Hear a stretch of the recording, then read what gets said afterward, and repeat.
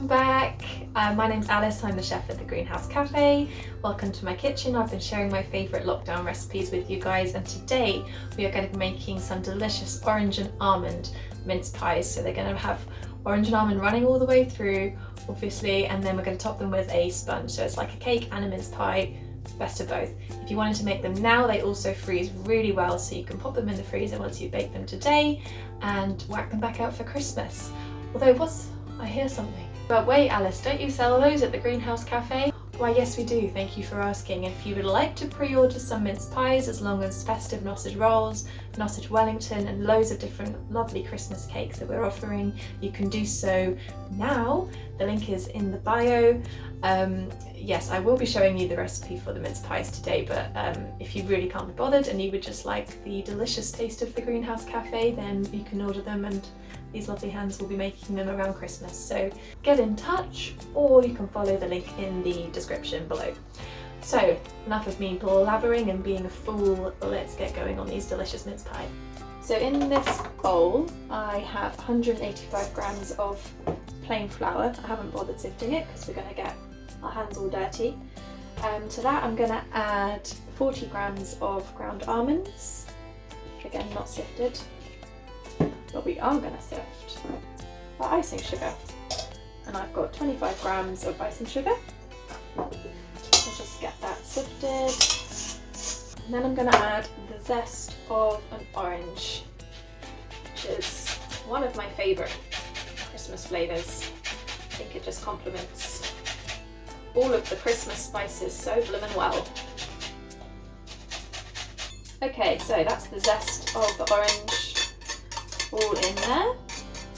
In here I've got 100 grams of butter, the Flora salted butter, which has been out at room temperature for about half an hour, so it's not completely room temperature, but it's also not completely cool because it will be quite hard to rub that in. So using our fingertips, we are just going to rub in the butter until we have red crummy texture. It's already smelling so beautifully orangey and zesty and gorgeous. Looks like a nice bowl of orangey sand.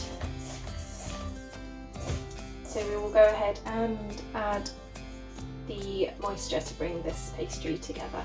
So I'm going to add the juice of half an orange as our moisture for this pastry. We'll add that first and see if we can bring the whole thing together, and if not we'll add a little bit more cold water. Just slowly add that in. I don't know why, but my mum always used to mix short crust pastry with a knife, so I'm going to grab that and do the same.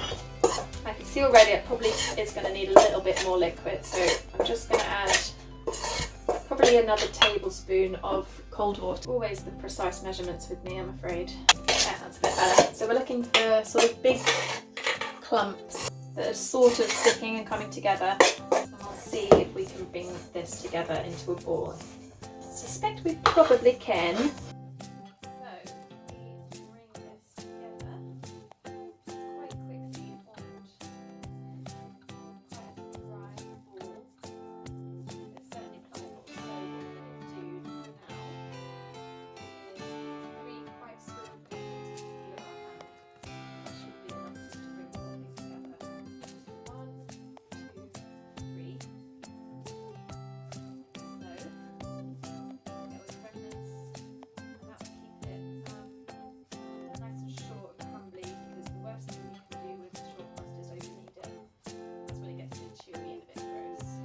Just cling film this, and I'm going to pop it in the fridge for half an hour just to cool off and rest and be perfect for rolling out and being delicious.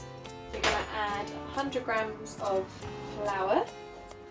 We'll add 70 grams of caster sugar, 35 grams of ground almonds. Going to add 3/4 of a teaspoon of baking powder and 1/8 of a teaspoon of baking soda. And I'm also just going to add a very small pinch of salt.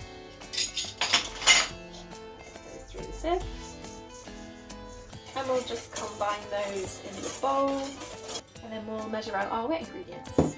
Okay, so we're going to keep our wet separate from our dry for now until we're ready to combine the two. So in this jug I'm going to add 125 mils of milk. I'm using soy milk because I find it to be the most bland, which remarkably is a good thing. And I'm going to add 50 mils of a bland vegetable oil. I'm also going to add half a teaspoon of our favourite apple cider vinegar. So again, what the vinegar is going to do is react to the baking soda, which we've got in our dry mix. And when the vinegar hits the soda, it's going to create that rise that you would see usually with eggs. But we ain't using eggs today. I'm also going to add the other half of the orange juice into that. Also got some orange essence. I'm just going to add a capful of, just in case it's not already orangey enough, but if you can't find this, just don't need it. It's been about 20 minutes since we rested the pastry. It's nice and firm, nice and cool, so it's ready to roll out. I've just heated up the oven to 180 degrees, so that's ready to go for when we are.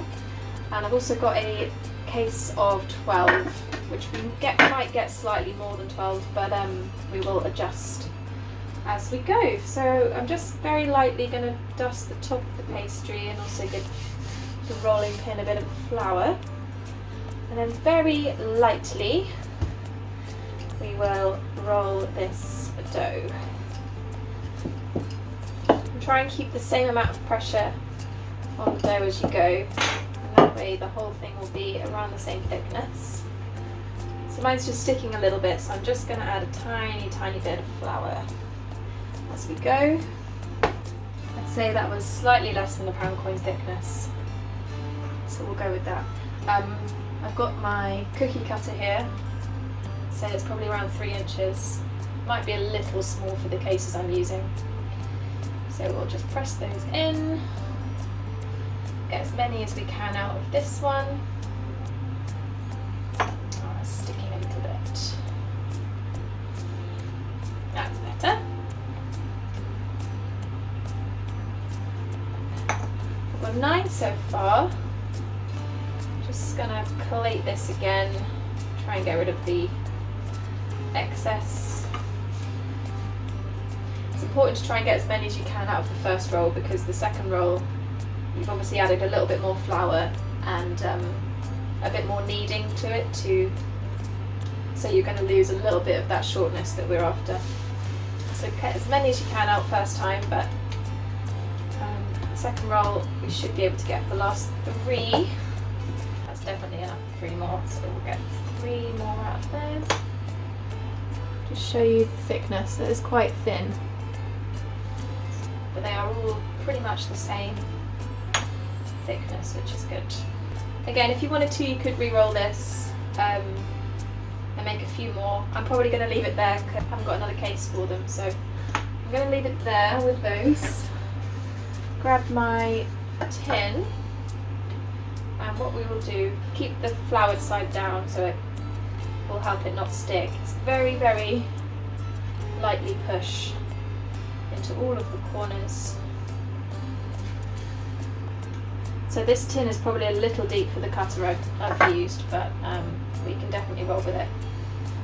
So I'm just very lightly, I'll put it on fully over the top, very lightly push in. If it breaks, you can always use a bit of your excess pastry to fill the holes. So we'll do that for all of them. There we go, all nice and filled. So let's get into filling these with mincemeat. So I'm using Tesco, very standard Tesco mincemeat. It says on the back it's suitable for vegans. So I'm just going to take about a teaspoon at first and pop that in the middle. And we can again add a little more if needed, but don't forget we've got our beautiful sponge to go on top, so we don't want to overfill at this point because there'll be nowhere for the sponge to go. Right, I think that's fairly even.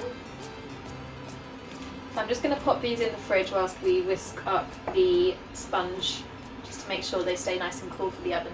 Okay, so our final step is to combine our wet with our dry ingredients to make the sponge. Oh, that's the oven being at temperature.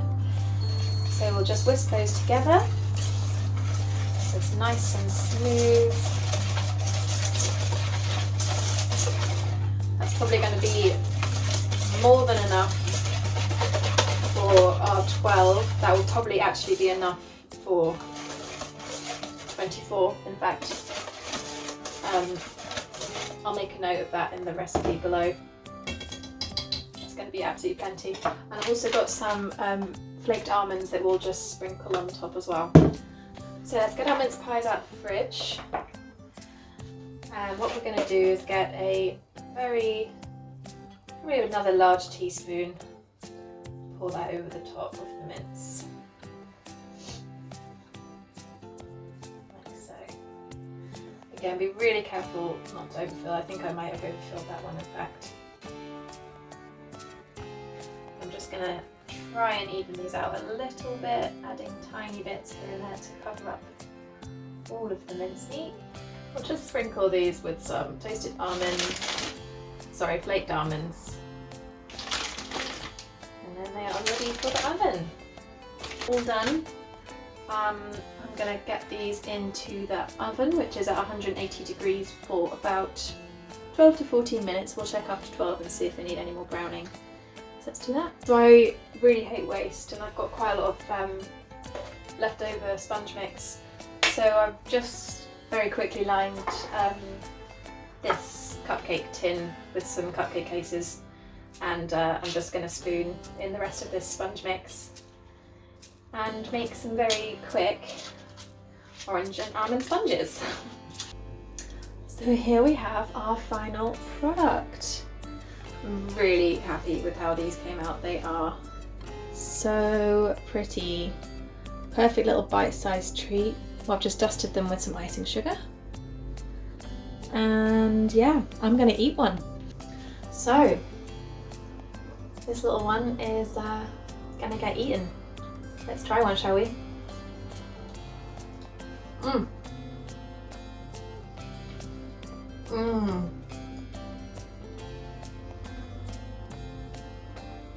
Oh yeah.